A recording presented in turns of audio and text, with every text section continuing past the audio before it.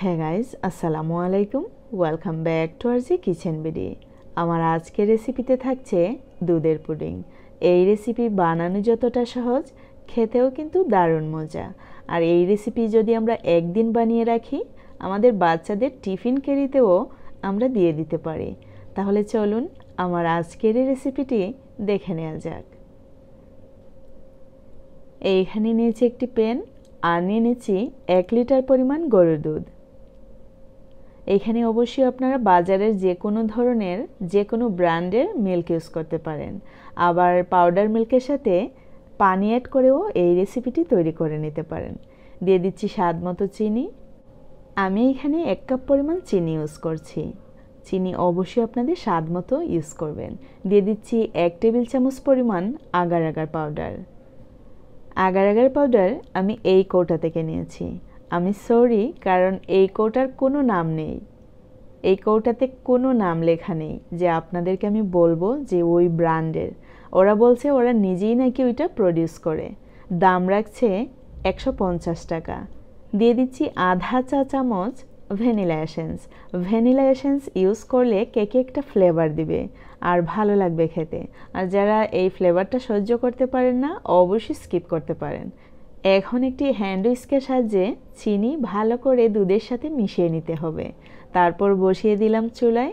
এখন বলক আসার পর চুলার আগুন অবশ্যই মিডিয়াম টু লো ফ্লেমে রেখে প্রায় 10 মিনিটের মতো জাল করে নিতে হবে।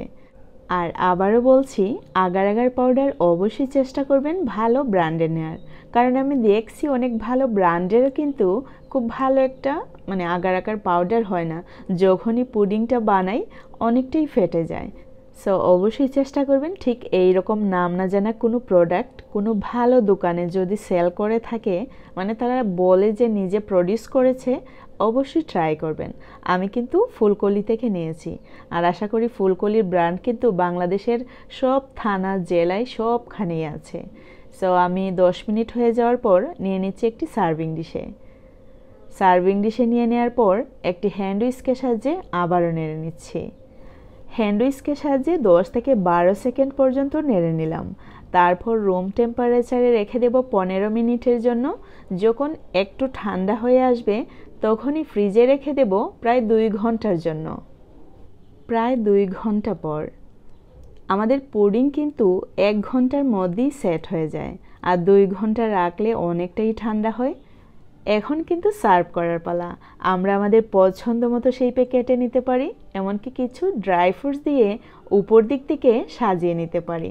তাতে করে দেখতে কিন্তু অনেক ভালো লাগবে, আর খেতেও কিন্তু দারুণ সুস্বাদু এই রেসিপিটি। সো আমার এই রেসিপিটি ভালো লাগলে একটি লাইক দিতে ভুলবেন না।